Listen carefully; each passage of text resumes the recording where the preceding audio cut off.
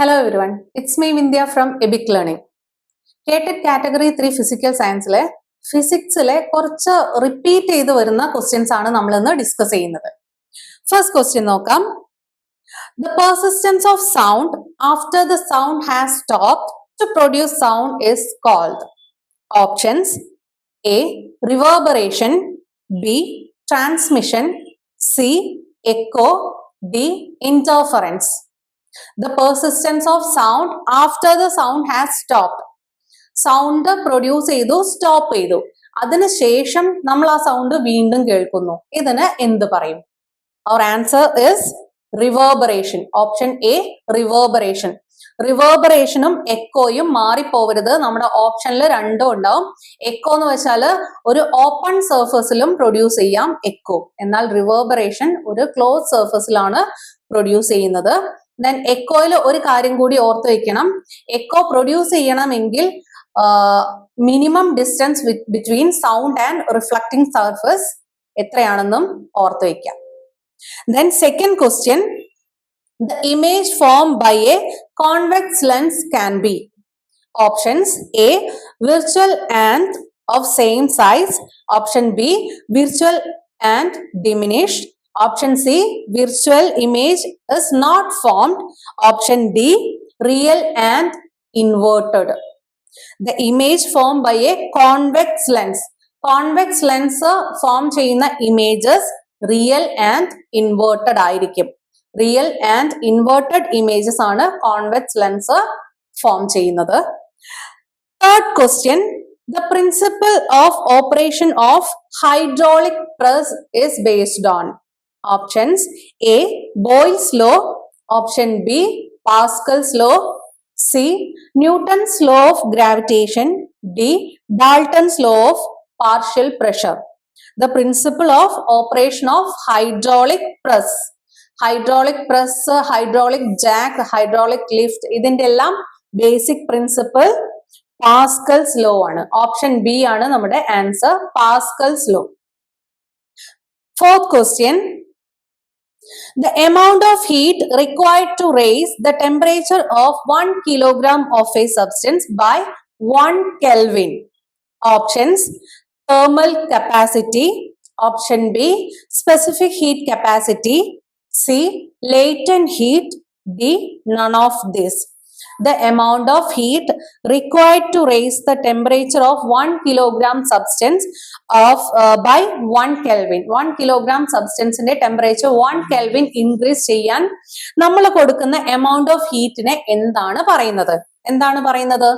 Specific heat capacity. Option B ആണ് answer. Fifth question, a gun recoiling when it is fired is an example of. Options: A. Conservation of momentum. B. Conservation of energy. C. Conservation of angular momentum. D. Conservation of charge. Recoil of gun ഏതിന്റെ example ആണ്? ഏതിന്റെ application ആണ്? Conservation of momentum ആണ്. Option A ആണ് answer. Sixth question, if the kinetic energy of a body becomes 4 times its initial value, then the new momentum will be. Options: A. Become twice its initial value. Option B. Becomes thrice its initial value. C. Becomes 4 times its initial value. D. Remains constant. Kinetic energy 4 times ആക്കിയാൽ new momentum എത്രയാവും? Kinetic energy മൊമെന്റവും തമ്മിലുള്ള relation നമുക്കറിയാം. Kinetic energy E equal to P square by 2m ആണ്. P equal to ആക്കുമ്പം √2m E എന്ന് വരും. E 4 times ആണ്. ഇനി അത് റൂട്ടിന് പുറത്തെത്തുമ്പോൾ 4 എത്രയാവും? 2 ആവും. 2 ടൈംസ് ആവും നമ്മുടെ new momentum.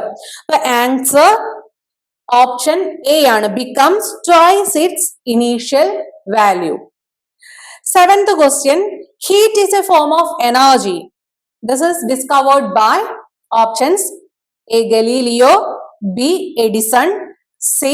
Newton, D. James Joule. Our answer is option D James joule. Joule's law of heating പഠിച്ചിട്ടുണ്ടാവും. Then 8th question, the working principle of moving coil microphone. Options A, mutual induction, B, self-induction, C, motor principle, D, electromagnetic induction. Working principle of moving coil microphone is electromagnetic induction. Option D ആണ് answer. 9th question, when a body is taken from the equator to the Earth's north pole, its options A, mass and the weight remains the same. B, mass increases, weight remains the same. Option C, weight increases, mass remains the same. D, mass and weight decreases. When a body is taken from equator to north Paul, ഇക്വേറ്ററിൽ നിന്ന് north പോളിലേക്ക് body move ചെയ്യാണ്, അങ്ങനെയാണ് എങ്കിൽ എന്താണ് change വരുന്നത്? നമ്മൾ acceleration due to gravity പഠിച്ചിട്ടുള്ളതാണ്. ഇക്വേറ്ററിലും പോളിലും ഒക്കെ acceleration due to gravity വാരി ചെയ്യുന്നുണ്ട്. അതിനനുസരിച്ച് വെയിറ്റ് മാറും. W=mg ആണ്. അങ്ങനെയാണെങ്കിൽ നോർത്ത് പോളിൽ എത്തുമ്പോൾ ബോഡിയുടെ വെയിറ്റ് ഇൻക്രീസ് ചെയ്യും. Option C ആണ് answer. weight increases, mass remains the same. 10th question, when two resistance are connected in series, they have two resistance series ആയിട്ട് കണക്ട് ചെയ്തിരിക്കുകയാണ്, അങ്ങനെയാണ് എങ്കിൽ options A, same resistance value, B, same voltage across them, C, same current passing through them, D, none of the above. രണ്ട് resistance series ആയിട്ട് connect ചെയ്തു എങ്കിൽ അതില് pass ചെയ്യുന്ന കറണ്ട് സെയിം ആയിരിക്കും. ഓപ്ഷൻ സി ആണ് answer. Same current passing through them. ഇത് important area ആണ്. Resistance in series and parallel മാറി മാറി ചോദിക്കാറുണ്ട്.